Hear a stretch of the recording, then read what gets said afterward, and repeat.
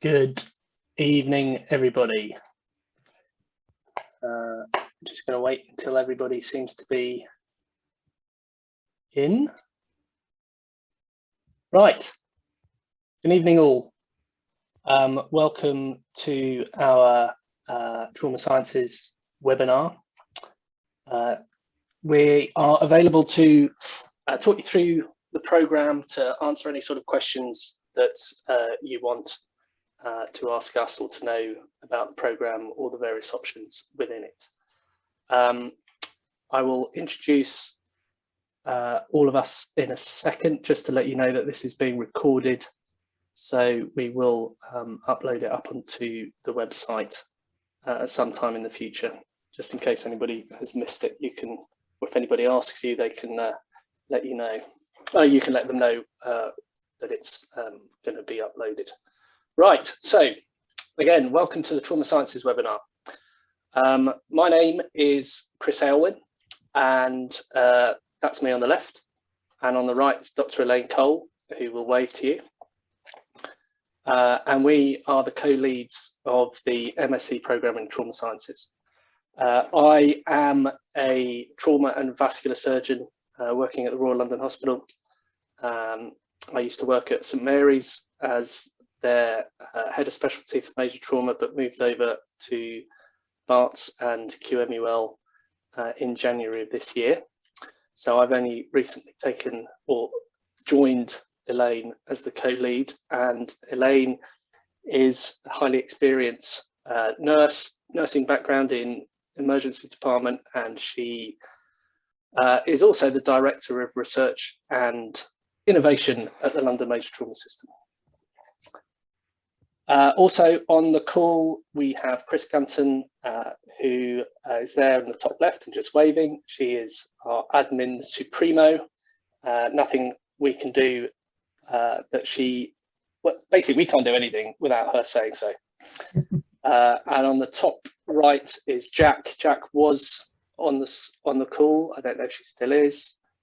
Anyway, Jack Rappaport is our teaching fellow and is incredibly useful to students as they're going through the programme to help give advice, help with various writing skills. She runs lots of different sessions on a whole wide range of academic aspects of writing and learning. The guy in the middle is Professor Karen Brohy. He is the founder of the Trauma Sciences MSc programme. He is Professor of Trauma Sciences at QMUL and is also a trauma and vascular surgeon at the Royal London Hospital, and is well known both nationally and internationally for his trauma expertise. He also used to run trauma.org, which was about one of the very few big repositories of trauma learning in the world in the early days of the internet and since. Bottom right is Kash Akhtar. He's an orthopaedic surgeon, and bottom left is Pete Bates, and he is also an orthopaedic surgeon, and together they run the orthopaedic side of the MSc. So there are some orthopaedic modules that run alongside our one, and also they have a separate orthopaedic MSc in trauma sciences that also uses a lot of our content, but is also a separate entity, and that is also overseen by Chris, who also oversees the emergency medicine trauma sciences MSc. So there are lots of MScs within the Blizard Institute at QMUL that may interest you, all to do or involved with trauma. And I think now I'm going to hand over to Elaine. Am I, Elaine? That's right. To go through the programme in a little bit more detail, and then we'll open it up to you guys to ask us anything that you wish. Okay, thanks, Chris. So we're based in London. This is the university. This is the Blizard Institute, where all of the faculty Chris has introduced work, and we are in Whitechapel, if you look at the little red dot on the map there on the right. So that's where our sort of physical geographical location is, but in fact, as you're probably all aware, this program, this MSc in Trauma Sciences, is run via a distance learning approach. So everything is online, all of the lectures, all of the assignments, all of the tutorials are currently hosted through this platform, which is like a Blackboard type platform. And for those of us that have had to use Zoom and Teams over the last couple of years, this sort of online approach is probably pretty familiar to you. But everything is delivered here, and once you enroll on to one of our programs, you get access to the MSc, which you've enrolled into, and you get all of the resources. This is a very sort of broad overview of the Trauma Sciences MSc, which Chris and I lead, as he said. So in year 1, highlighted in yellow, we have 7 modules, all of which run over either 4 or 5 weeks, depending on the module. And you can see that we have a broad range of topics, from sort of introducing trauma as the disease and the systems of care, bleeding, neurotrauma, torso-truncal trauma, orthopedics and vascular, critical care, and the very last module in semester 3 at the end of the first year is an elective module where you can choose to either study about burns and wounds or about military and humanitarian trauma settings. So that's the first year. It runs from an academic year from September through to July. The second year kicks off with the research methods module, which again is a 4-week module, and then alongside research methods and running throughout the whole of the second year is the research dissertation. So you have to complete all components of all of these modules to get the credits to come away with a master's in trauma science. As I said, it's delivered online, so this is an example of one of the lectures. It's a screen grab of one of the lectures. Mr. Griffiths here giving a lecture around interpersonal violence. So lectures are pre-recorded, uploaded to the platform, and then students can access the lectures at a time that's convenient for them, which means that, you know, we have students from all over the world. We don't have to worry about time differences, and if you have other responsibilities or work, obviously you can access the lectures whenever is convenient. We also have weekly online tutorials. This is Professor Brohi giving a tutorial here. So each module will have a number of tutorials, usually led by the module lead, but we may have different other speakers or experts coming to do a tutorial that week.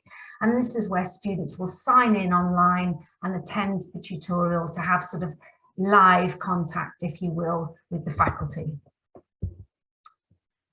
Obviously, it's a credit-bearing program, so you attend our programs, do the assignments to allow you to get the credits to come away with an MSc.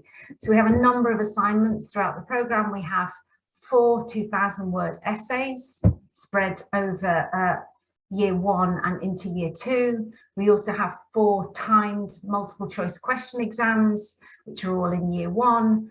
And then, as I said before, in year 2, you have to complete a dissertation, either a research project or a systematic review and meta-analysis. So pretty sort of standard assessments at level 7 masters, but students will, or applicants will often want to know about this prior to deciding whether to take up the program or not.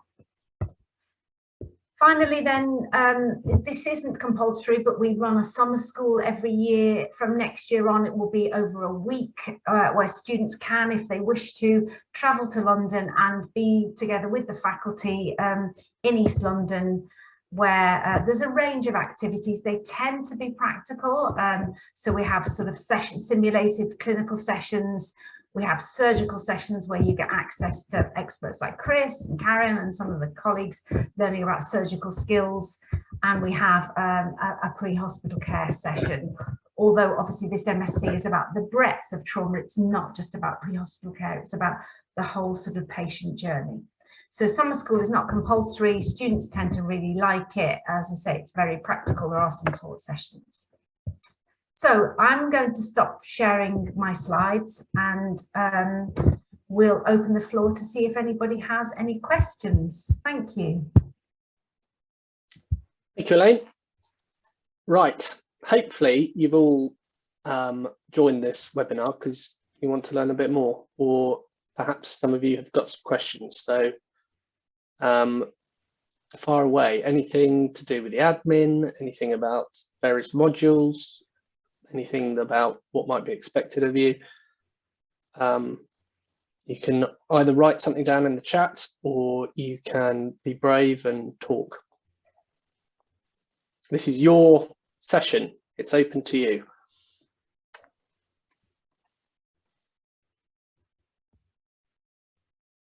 Chris, whilst people are garnering the courage to speak, Chris G, is there anything you would want to add?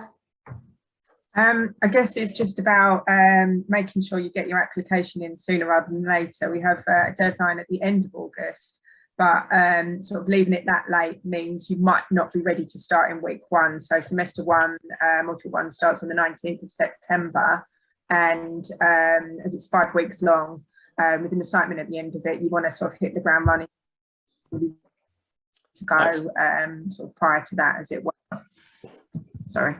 Brilliant. No, thanks, Chris. So we've got a couple of questions. What clinical level should a prospective be in order to participate? Core trainee, foundation doctor, SPR.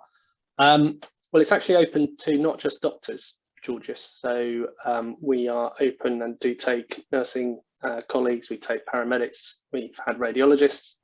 So Elaine can probably tell you more about the level, but I think we suggest after F1. Is that right? Yeah, we do take F1s, but really what we want are people who are working in the field of trauma, whether that be EM, surgery, anaesthesia, critical care, pre-hospital care, because a lot of the content will need some prior trauma experience to allow you to make sense of it, sort of put it into context. So we don't specify a sort of specific level, but as Chris said, you know, not really ideal for newly qualified people. And it's worth also saying that it is a level 7 degree. It is a master's degree. It's not a bachelor's degree. You know, you will be expected to reach a certain level of deep learning, showing that you've understood things that will not be parrot fed you necessarily. So it will require reading around subjects. It will require researching subjects and formulating your own theories and ways of presenting the evidence. So, you know, if you can do that, then fine, that's great. But there's an element of down to the individual to decide whether or not they are capable of reaching that level. I hope that answers. Yeah, and as Chris, if you don't mind jumping in, as Chris said before, you know, we do have support mechanisms in place if it's been a while since you've done some studying. But yeah, it's absolutely at level 7. Okay. It doesn't mean that you're just left on your own. I've said there is a lot of support available, not just from us as the faculty, from Jack and from also the module leads, and every candidate is given a tutor as well that they can contact for advice. Right, William says, what times are the weekly tutorials generally, and is there an expected attendance requirement? Thinking about time is on call rota. So they do vary. I think most modules, they're of a similar time per week. They tend to be in the early evening UK time. I think that'd be right. Chris, you probably know better than everybody. And they last an hour, and they are recorded and they are uploaded to QM+. There is not an expected attendance, is there? There's an engagement expectation, which is basically regarding you provide apologies, you put up a survey for each module with tutorial dates in, and if you can't attend, you just let us know there.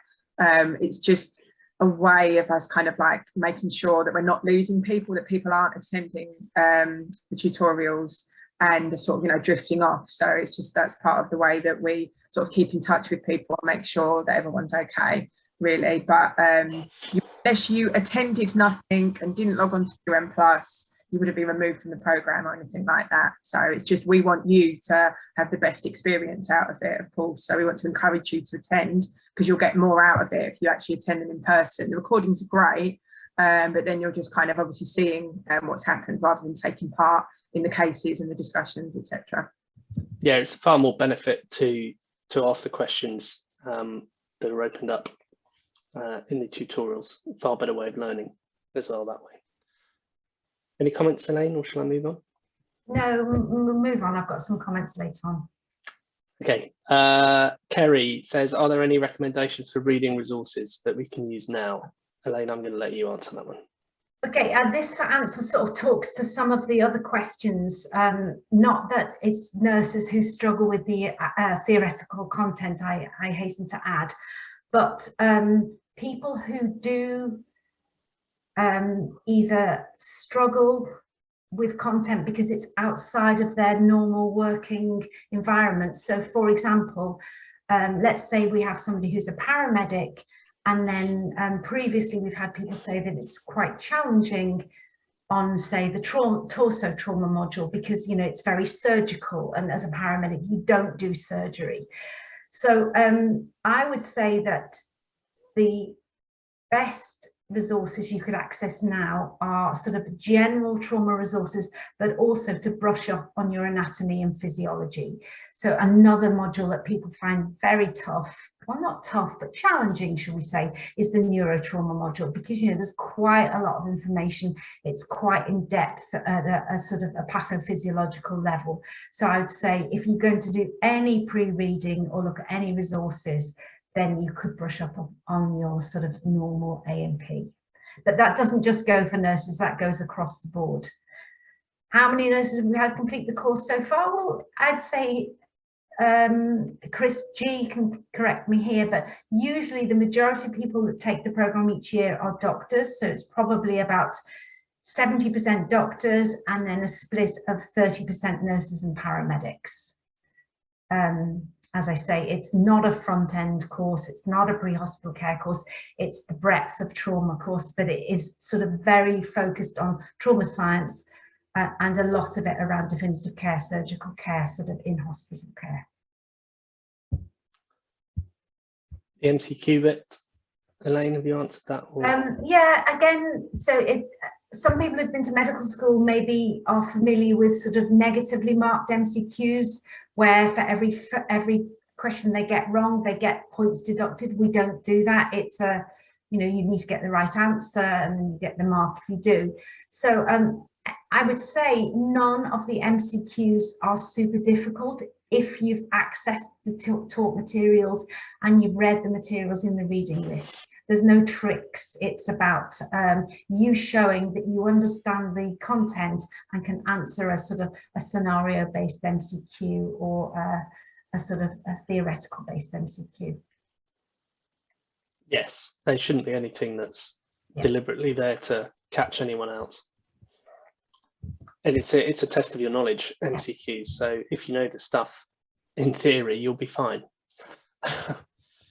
Would you suggest someone to try and get a job in an MTC rather than a small community hospital before applying? No. If you work in the UK, I mean, there's only 23 major trauma centres. You're not necessarily going to get a job there.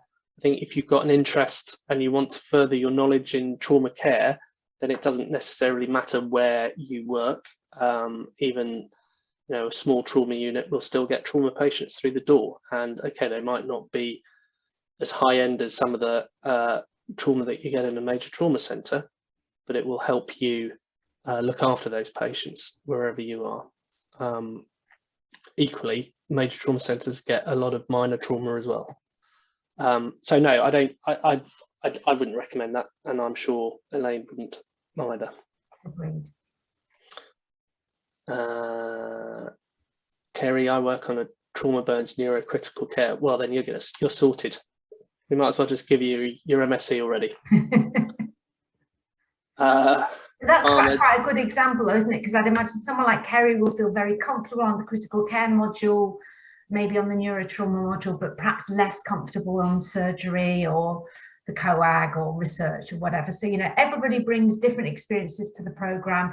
People will have sort of varying levels of comfort, but, you know, it's all about, as Chris says, learning and extrapolating that learning to practice. So great. And different people's experiences on the tutorials as well will, you know, we might give the same tutorial that we give every year, but people will learn very differently because of the questions that you guys ask and the comments that you make. So a whole, you know, wide range of expertise, whether that's nursing, AHP, critical care, doctor, F2, whatever, we've all got something to learn, including us as the module leaders and the faculty. Right, Ahmed says, Chris, this one's for you. When will I know the C4TS scholarship results? Is it okay if I wait for the results before accepting the MSc? So the closing date is August, so there will be no decision obviously until all the applications are in and they'll all be considered together. However, please accept the offer because that helps us at our end to kind of like gauge how everything is going, and that is by no way, you're not beholden to anything. You could then decline the offer, but it helps us to kind of like see what our numbers are and what we're working towards. So please accept the offer, yes. And welcome from Malaysia. Or welcome to Malaysia, even. Kerry, resubmission periods for anybody who might not succeed in their assignment, Chris? Yeah, so there's two opportunities to pass a module. The first one, obviously, whilst the module is running, and then there's the summer reset period, which runs from June to August, where there will be the second opportunity. If you did fail at first opportunity, you would be capped at 50%. So you will get to see your true mark. So on QM Plus, the VLE environment that we use, you will see what you would have achieved, but unfortunately at reset it is capped off at 50 on the system. Would you say the MSc is more surgery heavy than EM ICU pre-hospital? Elaine? I would say it's a bit of EM, a bit of surgery, a bit of ICU. It's probably more focused on in-hospital management. There is a separate pre-hospital MSc within our suite. So I think people who work in pre-hospital and want to focus on pre-hospital, this program was possibly not totally suited to you. We tend to cover more sort of in-hospital considerations with a nod to obviously, you know, what happens in pre-hospital care, mechanistic injuries at scene, etc. But absolutely much more focused on in-hospital. Yeah. And yes, I mean, the torso module, the neurotrauma module is surgically orientated, definitely, but the other ones are less so. Burns obviously will be, but there will also be critical care in that as well. So there's a range. Probably a little bit less of EM than in-hospital stuff. Hello, I'm from India. Welcome, Leaska. Will it be useful in my country? I hope so. Elaine can talk about the trauma systems module, which can be specific to various countries. But Elaine, go for. Yeah, so we kick the MSc off with a module that looks at sort of the broad principles around trauma, the disease, if you will, but also about how we organise care to look after patients. And a lot of the time when we're teaching on this programme, we'll sort of teach about best practice, evidence base, and we're also very aware that students will come onto this programme that are working in so-called low middle income countries, or perhaps areas with low resource or limited resource. So, you know, for example, one of the things you'll be taught about is REBOA, you know, endovascular control. Now, you may work in a department or a hospital that will never have that, or will not have it for many, many years, but we're just trying to sort of give you the best practice, the best evidence, or contemporary evidence. So I think there's lots to take from this programme, irrespective of where you work. Great. Yes, I think absolutely. I think it's transferable to all sorts of different settings. Yeah. And with a humanitarian module at the end also is also for lower income middle. You know what I mean. Anyway, I'm going to move on. Georgia's former general surgical trainee from Greece. I'm about to begin an FY2 post on the Isle of Wight. Chris, fees. Yes, so a disclaimer is, of course, that we do not assess fees in the academic department. It's the admissions office that do that, but I can provide some information. So with the new post Brexit way of life, you would need to have settled status in the UK, and you would need to have been here for 3 years prior to starting the programme in order to be eligible for home fees. But the best thing to do is to have a look at the website. If you email me at traumamasters, which I'll type in a moment, aqmul.ac.uk, I can send you the web link to look at the information. It's the government that provides the rules on this. We do not set the parameters around it. So I'll just pop in that email now. Summer school sounds great. What can we expect? Is it both sim and skills labs, etc.? Elaine.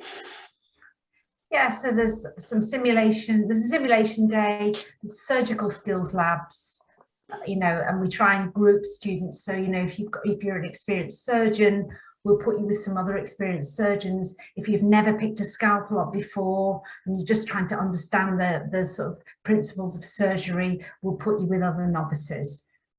And then there's a sort of a skills stroke sim day for pre-hospital care. So there's 3 different types of sort of practical days, a little bit of orthopedics, and then a couple of lectures and some sort of group work. But it's mainly practical. It's about getting together and sort of meeting people in person, if at all possible, that you've been sort of meeting in the virtual environment in the previous year.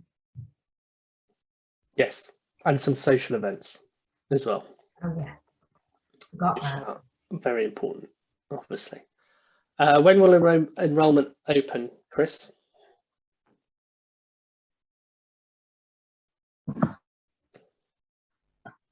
Did you hear us, Chris? Sorry, yeah, I think my connection's gone a bit wonky there. I knew it was coming though, so my connection is unstable, I'm being told. Hopefully you can hear me. So enrolment opens at the end of August, and the earlier you enrol, the better. So what this is to do with, you accept your offer, you fulfill the conditions of your offer. So if you had to provide a reference or anything about English or completion of a previous programme as early as possible, because the enrolment process can take a while, and it involves payment of fees or setting up a payment plan, etc. And if you're not enrolled, so the 19th is the start of teaching, you would want to be enrolled by the end of the previous week to ensure that you're on QM Plus and ready to go on that first day. So hopefully, did you hear any of this? Yeah. Okay, I wasn't sure because I saw you posted that. So yeah, and I would say if you have any problems with the admission side of things or enrolment, just email me on the email address I've provided, because I know some students sort of flail about slightly, not realising they can just come to me and I can just hopefully facilitate troubleshooting things. So some people have ended up enrolling late and missing out on content because they just haven't said anything, as it were, so we weren't aware there were any problems. Leave now, I'm afraid. So any questions about this side of things, drop me an email or Elaine will help you out. So I'm going to have to head, I'm afraid. Thank you. Thanks, Chris. Bye. And she left, Kerry, before about the accommodation for summer school. I think, Elaine, you could probably tell me, but there are some rooms available within the university. It's all organised through the university. Once you start on the programme, obviously it starts in September, and then in the new year, sort of post the holiday period, Chris will start circulating information about summer school, who wants to come, how to get accommodation, etc., etc. And there is a timetable, but that tends to get released sort of closer to the time, but we'll definitely give you the date. It's in June, I believe, 2020. Yes, I think the late June next year. Yeah. So we wait until the university is broken up for summer, and as students, obviously they finish undergraduate early. Students, yeah. Undergraduates, yes, obviously. And so those halls of residence rooms are available for anybody who has to come from a distance. The MSc curriculum covers more or less the breadth of knowledge of an aspiring major trauma consultant must know. Is that a good way of thinking that if I am interested in the MTC role? Yeah, I think so. Probably a little bit more than a lot of major trauma consultants. I would hope by the end of your neurotrauma module, for example, you'd know a lot more neurosurgery than I would as a major trauma consultant. Whether or not you keep that information in your head, I don't know. But it goes into quite a lot of depth across all sorts of things, including, you know, the science of bleeding. You know, there's a lot of information there, and there's also, you know, the opportunity potentially even to take things further and enroll onto a PhD course if that floated your boat with Professor Brohy and colleagues. Is that a fair thing to say, Elaine? Yeah, I think so. I think it's also important for people on the call and people who are perhaps watching this recording to also realise that actually, you know, not everybody's like George Austin is aspiring to be an MTC lead, and it may just be that, you know, you're an anaesthetist or a critical care nurse or whoever you are that's interested in major trauma. You want to improve your knowledge, you want to get an MSc qualification, you want to learn how to do research. We've forced you to do research in the second year, and our publication rate is really high. So it may be that, you know, it's that you want something for the local community, or you want something for you, or you want something that's going to help your career in the future. Lots of people will apply for different reasons, and I'd like to think that we tick a lot of those boxes. Absolutely. But it's obviously also down to you and the work that you put into the program.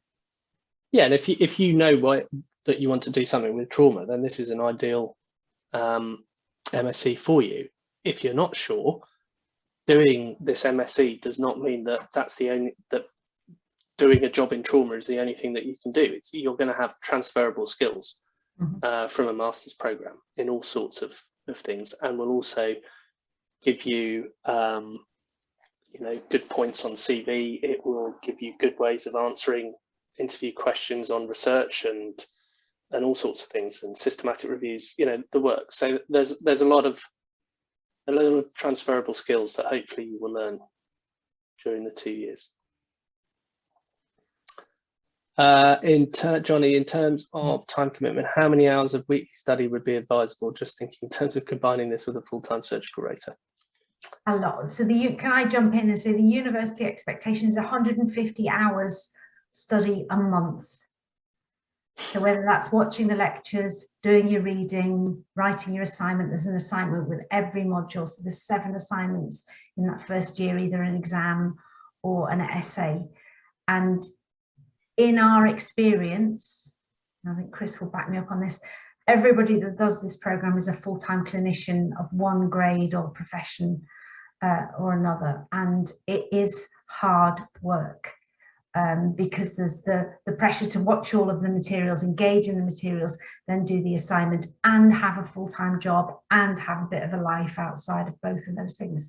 So I think you need to come into this knowing that and thinking, okay, I'm going to have to really knuckle down because, yeah, there is a big commitment expected from you. But it's doable. We have a very good completion rate. And you just sort of got to think, I've got 2 years, I'm just going to get my head down and get this done. The first year is worse. Harder. You know, I mean, in terms of time commitment, yeah. There is, you know, the vast majority of the taught, as you could see from that thing, vast majority of the taught component is in year 1, and it is not relentless, but it is constant.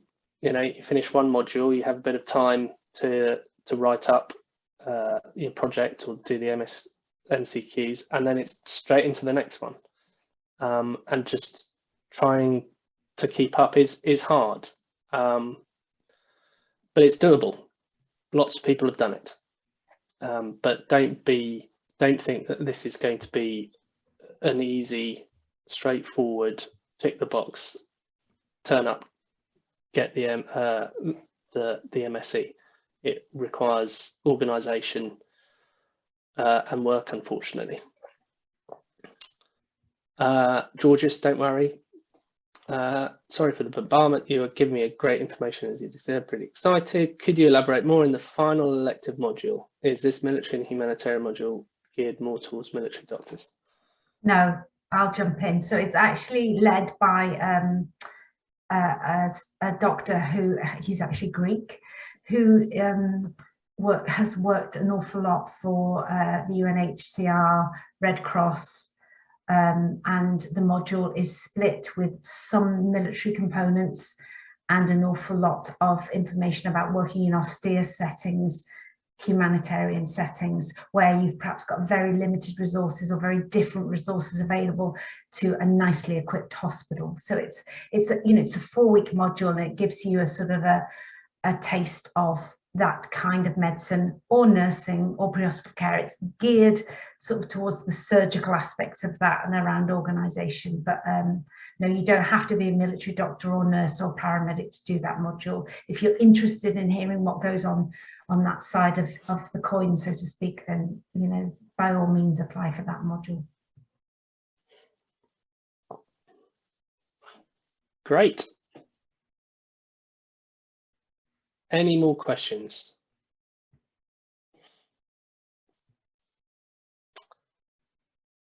So in summary, we think it's a great course. It is constantly evolving. How do you cure imposter syndrome? I don't even know what that is, so I can't cure it. That's a worrying thing. Everybody has imposter syndrome except that small proportion of people who have, what's it called, Dunning-Kruger or something. So if you think you've got imposter syndrome, that means you're normal, so don't worry about it. What if you don't think you've got imposter syndrome? If you just think you know everything. Right, you lost my thread, Kerry. Sorry. So where was I? In summary. In summary, yes, it's constantly evolving, right? And actually, feedback from past candidates and indeed you guys are really, really useful. Things that don't work, we need to know so we can change things. We try to get the module leaders to review the content all the time and update. So there's a lot of change happening all the time. I'm trying to keeping things up, as I said, up to date with the latest evidence. So it is good. It's been incredibly successful over the last 10 years, nearly, and hopefully will continue to be and give you a great launch pad towards trauma if needs be. Right, last one. Just wondering, on the information page, we can use some physical resources. I work fairly nearby. Would I be able to use the libraries on site? Ooh. If you've got a QM, if you've got a card, registered card, yeah, and you live in London, then yes, you can come and use the libraries. But with the greatest respect to Queen Mary, I think that probably needs to be updated, because the majority of the library resources and certainly the resources for our programme are put into the virtual environment, so that anyone who lives anywhere in the world can access them. But if you feel like you live in London, you want to sit in the library, or you're visiting London and want to come to the library, then you've got your card, you can get in. Yeah, so I mean, if you're local to Whitechapel, the library is stunning as a physical place. It's beautiful, but books are books. All the books are old. As soon as they're published, they're out of date. What you do get with enrolling on this program is obviously an academic email address, which will give you, a huge access to huge range of resources and full text availability, etc., etc. So that is a positive of enrolling on this course. Also, if you're on site in the East End, yeah, there are lots of computer rooms available, if that's the sort of thing that also you would want to use. Are modules transferable from one MSc to the other if one chooses to complete a second? You mean, no, I don't think they are. Once you're on this course, you're on this course. If you're thinking about picking and choosing modules to work up to, the number of credits for an MSc, no, not currently. I just posted that there. We have in the past had some paramedics who did the first year with us and then actually thought, you know what, I'd rather do the second year with the paramedic program. It sort of works for me better. Or, people that have transferred to the emergency medicine program. But as Chris said, we don't encourage sort of swapping about, and you can't transfer module credits. And what we are looking for, but that's not applicable now, is sort of doing standalone parts of the module in the future, but that's going to be a work in progress. But again, that isn't necessarily going to get you to a master's equivalent qualification. Great. There's nothing else. Thanks, David. Oh, thank you, David. There's some links for the various programs that we've got, if those of you haven't seen them before, on the chat. And other than that, thank you so much for coming. It's been great to read about you, not hear from you. And thank you, David, for putting all this on. Mm-hmm. And those of you who are in the UK, go out and enjoy the sunny weather. Those of you who aren't, I'm sure it'll even be sunnier wherever you are. So thanks very much. And hopefully we'll see some of you on the course next year. Thank you all. Take care.